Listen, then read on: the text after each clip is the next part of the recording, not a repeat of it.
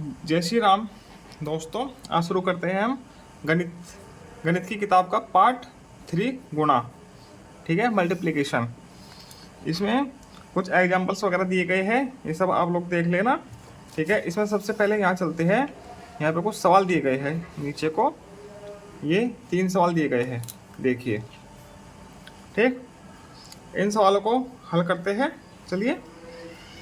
9 पंजे 45, 5 नम 45, 4 जुका तो आ जाएगा, 5 छिका 30। ठीक है, 3 हासिल, 5 दूनी 10 और 3 13, 5 कम 5 और 1 6 गुणा 3 नम 27। ठीक, 3 चंग 18, 3 दूनी 6 और 1 7 3 गुणा 4 निम 36, 4 6 24 का 4, 4 दूनी 8 और 2 10, 4 कम 4 रे 5, ये 5 7 4 11, 6 2 8, 8 और 6 14, 6 2 8 1 9, हासिल भी है ना एक, 8 और 6 14 का 4, 7 और 6 13, 4 17 1 18, 4 और 5। इस तरीके से ये इसका सॉल्यूशन आ जाएगा। ठीक, दूसरा सवाल है, इसमें देखो 100 से गुना करनी है। ठीक है, मतलब कि 100 गुना कर लीजिए और आगे 2 जीरो लगा दीजिए सीधे सीधे। ठीक, 100 गुना करके क्या आएगा, 7 8 6 5 4, 2 जीरो लगा दीजिए। ठीक है, इसमें 200 गुना कीजिए और आगे लास्ट में इकाई दहाई के स्थान पर 2 जीरो लगा दीजिए। 2 जीरो ऐसे लगा के, ठीक, 200 गुना कर दीजिए, 2 निम्मा 18, हासिल लगा 1, 2 पंजे 10 और 1 11, 2 3 6 1 7, 2 की गुना 0 में 0, 2 चौका 8। ये इसका उत्तर आ जाएगा। ऐसे आगे चलते हैं। आगे इस पेज पर कुछ खास नहीं दिया गया है, सब कुछ समझने वाली बातें हैं। हम चलते हैं इसके अभ्यास पर। ठीक है, ये अभ्यास है इस चैप्टर का।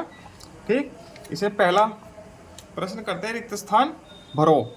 ठीक, इसमें क्या करना है, देखो हम इसकी गुणा इसमें करें या इसकी गुणा इसमें करें तो क्या आएगा, बराबर ही आना है। इधर 20,545 लिखा है, 20,545 लिखा है। ठीक है, तो हम 432 लिख देंगे, तो दोनों की गुणा आएगी वो बराबर ही आएगी। इसकी गुणा इसमें कीजिए या इसकी गुणा इसमें कीजिए, दोनों बराबर ही आएगा। इसमें किस संख्या की गुणा करें, इसमें 307 की गुणा कर दीजिए और 307 में इस संख्या की गुणा कर दीजिए, तो बराबर आ जाएगा। ठीक, बराबर हो जाएगा। इन दोनों की गुणा और इन दोनों की गुणा समान आएगी। ठीक, किसी संख्या में 1 की गुणा करेंगे तो वही संख्या आ जाती है, तो मतलब क्या आएगा, 85 321।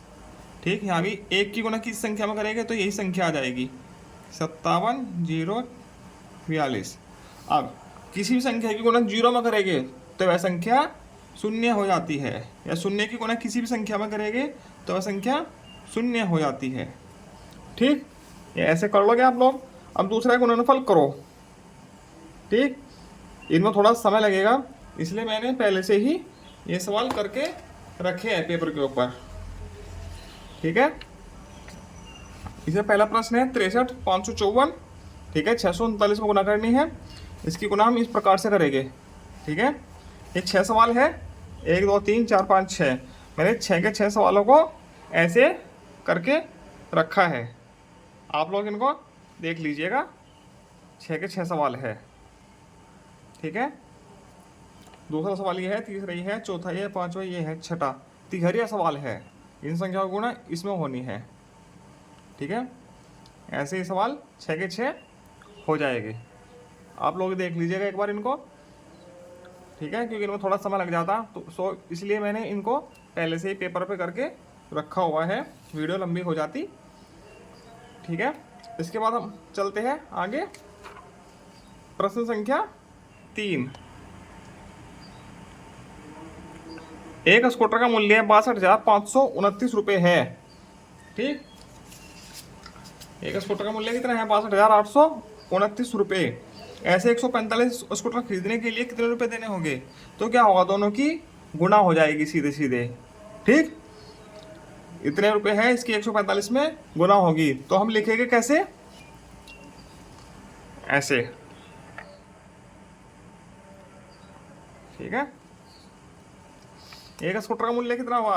62,529, ठीक है। ऐसे 145 स्कूटर का मूल्य क्या होगा? इन दोनों की गुना होगी, इन दोनों की गुना करके क्या आएगा?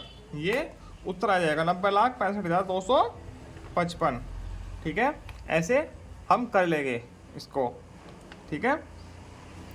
इसके बाद चौथा प्रश्न है, एक पेटी में 144 सेब आते हैं। कितने सेब आते हैं? 144।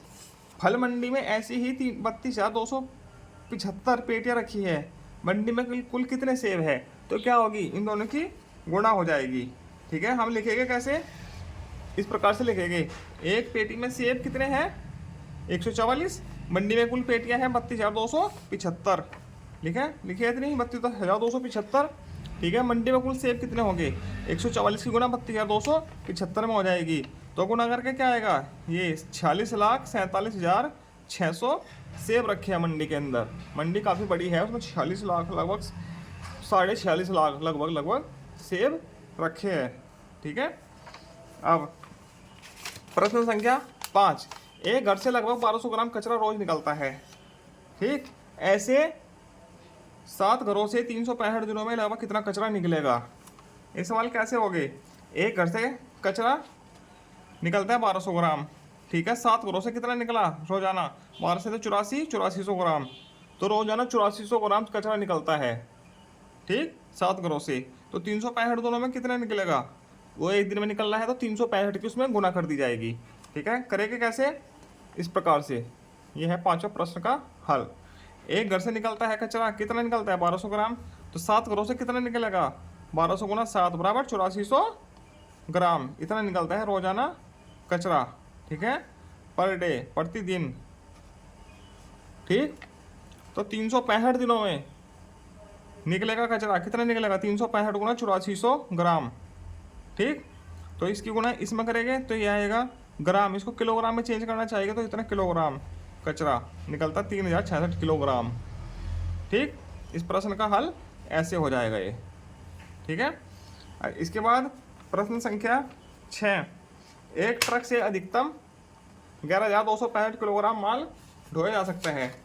कितना ढोया जा सकता है? 11,265 ग्राम माल ढोया जा सकता है। ऐसे ही 3 ट्रकों से 762 ट्रकों से कितना माल ढोया जा सकेगा? 762 ट्रकों से कितना माल ढोया जा सकेगा? और 762 ट्रक देखते हैं, इन दोनों की क्या हो जाएगी? गुणा, ठीक। इसको ऐसे लिखेंगे, ठीक है। एक ट्रक से ढोया जा सकता है माल कितना? इतना, तो 762 ट्रकों से कितना ढोया जा सकता है? 762 गुना 11,265, तो इतना किलोग्राम माल ढोया जा सकता है। इन दोनों की गुणा करके क्या आएगा? ये, ठीक। इतना किलोग्राम माल ढोया जा सकता है, ठीक है।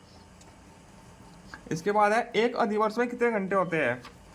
देखो, अधिवर्ष को बोलते हैं लीप ईयर, मतलब कि वैसे तो सामान्य 365 दिन होते हैं, अगर हर चौथे वर्ष कितने होते हैं? 366 दिन, जिसमें फरवरी का महीना 29 दिन का होता है, उसको अधिवर्ष बोलते हैं, ठीक है। इसमें फरवरी 29 दिन की होती है, ठीक है। टोटल 366 दिन होते हैं साल में, ठीक है। तो एक अधिवर्ष में दिनों की संख्या कितनी होगी? 366, ठीक है। एक दिन में घंटे कितने होते हैं? 24, तो 366 दिनों में घंटे हो गए, कितने हो गए? 366 गुना 24, दोनों की गुणा करके क्या आएगा? 8784 घंटे, इतने घंटे एक अधिवर्ष में होते हैं, ठीक है। इसी के साथ ये एक्सरसाइज पूरी होती है। आगे मिलते हैं हम भाग के साथ, पाठ नंबर 4। धन्यवाद। जय जय श्री राम।